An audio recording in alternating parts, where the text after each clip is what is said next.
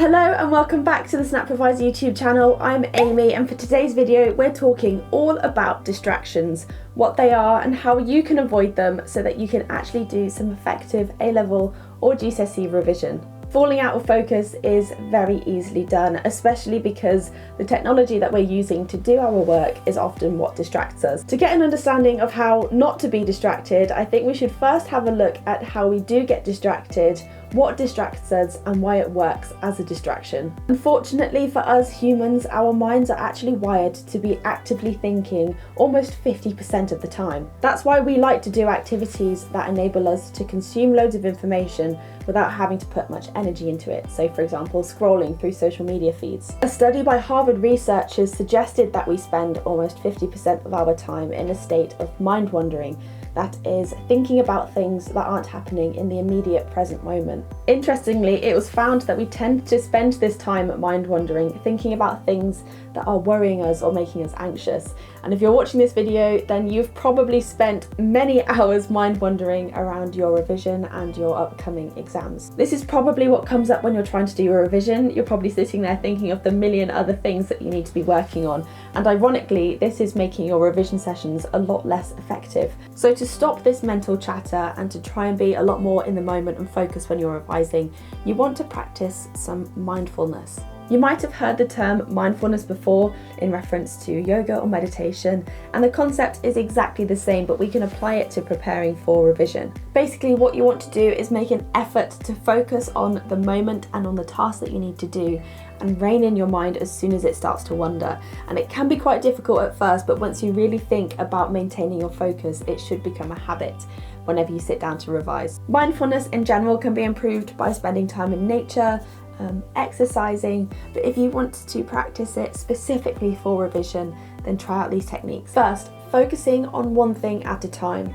It's a very easy trap to fall into when you sit down to do any task, to think about all of the other tasks that you also need to do. So to refine your focus onto what you want to be working on, you need to set some very clear intentions for your revision session. Set out exactly what you're going to do in your revision session and how much time you're going to spend on it, and make sure that when you come to sitting down to do that task, you have everything that you need to do that activity within reaching distance, so that you don't have to get up and go and get something, because on the way you will probably get distracted by something else. If you find that you really struggle to focus on one thing, then you might benefit from having a notebook by your side or a piece of paper and a pen.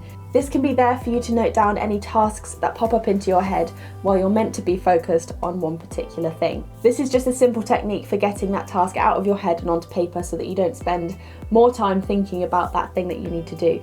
Hopefully after you've written it down, you can then bring your focus right back to revision and carry on knowing that you've got your list of things to do later, and that can be thought about at the end of your revision session. Kind of along the same lines as focusing on the same thing, another technique is slowing down. If you can take a moment to just sit back and have a think about what you want to achieve in your revision session, rather than just rushing into it, you might find that you end up being a lot more productive in that time. Like I said, this comes into focusing on one thing at a time and making sure that you're giving all of your attention to that one individual thing. Slowing down just kind of is part of that practice. If you can really strengthen your mindful approach, not just towards revision, but towards everything in your life, you might find that it helps you to slow down and just rationalize exactly what you want to do. That puts you back in control of the situation as well. I know when you're doing exams, everything feels very overwhelming, especially when you have external deadlines and teachers chasing you up for pieces of work. Just taking things slow and focusing on everything should help you feel like you're not just in this whirlpool of A-level or GCSE madness. If you've never tried meditation before, I would also recommend that you give it a go just before you sit down to do a revision session. This is especially helpful if you revise after school. After a day at school, your mind is probably a bit scrambled and you're thinking about loads of different things. So take 5 to 10 minutes just to sit and breathe through and have a think about the next task that you need to do. Or you can just be in the moment and just relax for 5 or 10 minutes. Mindfulness is a fantastic thing that we can work towards, and if you practice it, you will find that it goes a long way in making you feel a lot more relaxed and less stressed about your exams. It should also help you to become less tempted by the usual offenders, our phones, television, and just the internet in general. But if you find that you are struggling with these things too as temptations, there are things that we can do to reduce the power that they have as distractions. I'm going to talk mainly about distraction proofing your phone because I think it's a tool that we don't really need in our revision unless you have revision apps, but then I'll talk a bit more about setting timers and restrictions within your phone. Every other device like your iPad or a television, you can just turn them off and make sure that you're far away from them so that you don't get distracted by them. Out of sight, out of mind is key. So the first thing you can do with your phone is to grayscale the screen. Games and other advertisement features on your phone and within social media apps on your phone are designed to be visually attractive and addictive. But there is a very easy way of taking away that addictive effect, and that is just to remove the colours. If you have an iPhone, you can go into Settings, then Accessibility, Display and Text Size, Colour Filters, turn them on and select the grayscale colour filter, and you'll see that immediately your screen just goes black and white. This is easy to turn off and on. You can set shortcuts on your phone, so you can turn the colours straight back on again once you've finished revising. On Android, the grayscale option is within the Digital Wellbeing app. This is something you can set up via your settings. It's basically an app that allows you to control your device usage and gives you access to a whole suite of things that will help you to do that. The next thing that you can do, which is super easy, is just to delete time-wasting apps. You know which ones they are, the games or the social media apps that you spend way too much time on and just don't need. If there are apps that you find distracting but you do need for certain things, then you can delete them from your phone and just re-download, and all of your settings and data should still be there. It might help if you organise your home screen as well, so that you have all of your useful apps easily accessible and those that are less useful not so accessible, so whether you have to swipe across to get to them, or maybe just delete them altogether. If there are certain apps that you don't want to delete but you know that they distract you, you can set app time limits.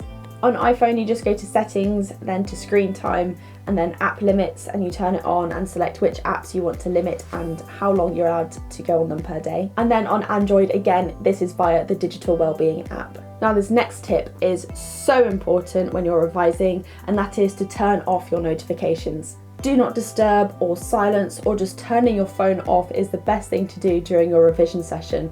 Notifications are a massive distractor and they can really break your focus on revision. This is because there's actually a psychological response when you get a notification called the Zeigarnik effect. Basically, when we hear our phone buzz or when we hear it ping, we get this loop opened in our mind that we want to close so desperately by just checking that notification, opening our phone and having a look at what the notification was caused by.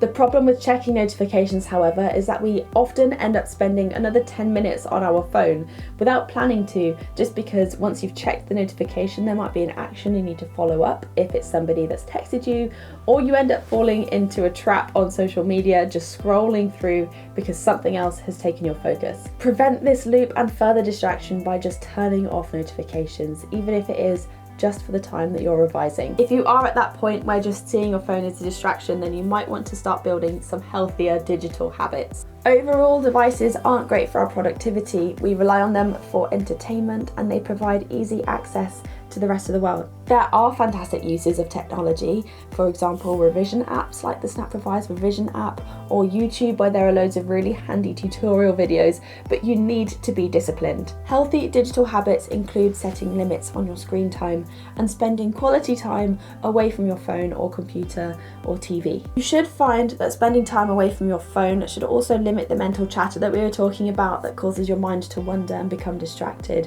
so that you can actually focus a lot easier. And eventually your phone shouldn't hold as much power as being a temptation away from the work that you need to be doing. Using these tips and a little bit of common sense, you should find that your revision sessions become a lot more productive, and hopefully you will feel a lot less stressed about your upcoming exams or any other schoolwork that you need to do. If you want some more tips on productivity, then check out this video just here, and to subscribe to the Snap Revise YouTube channel, you can do that just here. Thank you so much for watching. Let us know down in the comments how revision is going for you, and don't forget to follow us on social media just here.